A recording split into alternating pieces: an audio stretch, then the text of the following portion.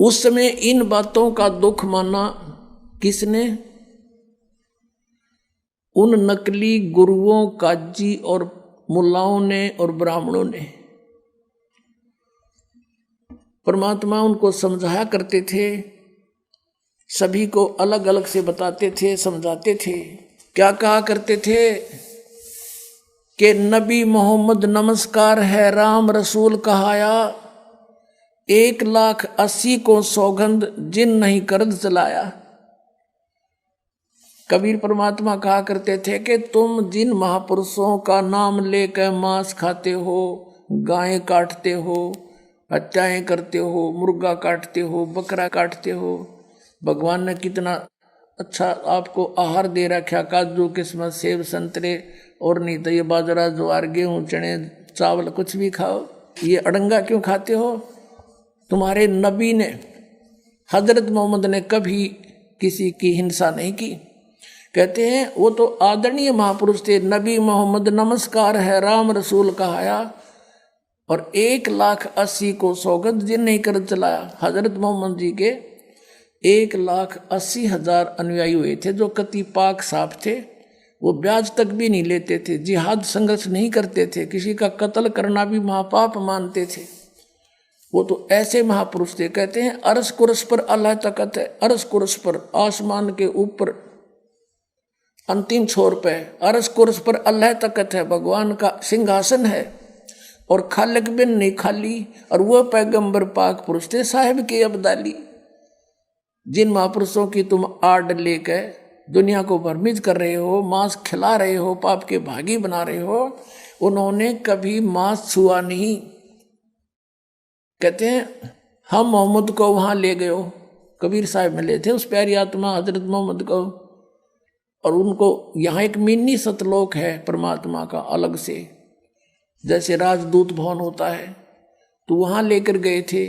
तो वहाँ इसलिए रखते हैं जैसे जो आत्मा है यहाँ से ले गए वहाँ रख ली, अरे भी ये आ गया भक्ति युग, अब उसको जन्म दे देते हैं परमात्मा। अब ये छोटे छोटे बच्चे आने लग रहे, बहुत पुण्यकर्मी प्राणी है जिनका आँख आड़ा खुला आकर के, ये हंस है, वो परमात्मा ने स्टॉक रखा यहाँ पर इस युग के लिए, इस समय के लिए।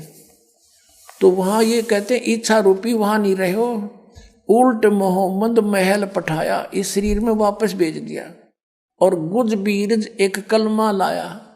कहते हैं उसने रोजा बंग नमाज दे रे, बिस्मल की नहीं बात कही रे। बताओ, उन्होंने वो ऊपर से जो आदेश लेकर आया था हजरत मोहम्मद, उसमें बिस्मल यानी गाय को काटना, मुर्गे को काटना, बकरे को काटना, इसको बिस्मल बोलते हैं। ये कहते हैं रोजा बंग और नमाज बताई थी उसने।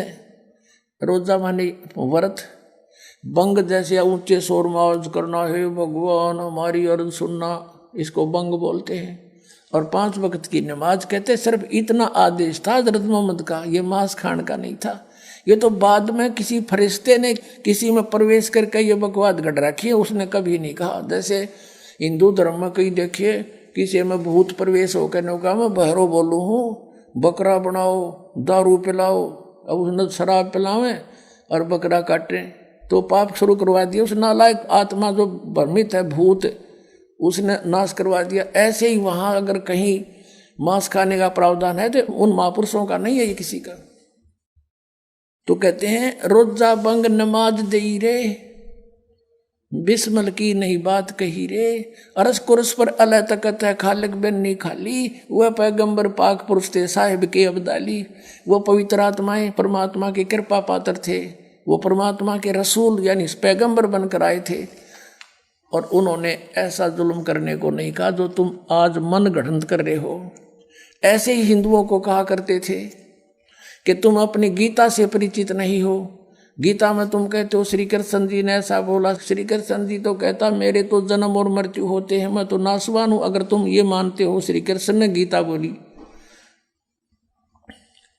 और वो कहते हैं 18वें अध्याय के 62वें श्लोक में कि अर्जुन तू सर्वभाव से उस परमेश्वर की शरण में जा, उसकी कृपा से परम शांति को, सनातन परम धाम को प्राप्त होगा। तो परमात्मा ने कहा तुम मिसगाइड कर रहे हो, तुम्हारे वेदों और गीता में ये हरे कृष्ण राधे श्याम राधे राधे श्याम राधे ये मंत्र नहीं है, ये शास्त्र विदिता का मनमाना आचरण है।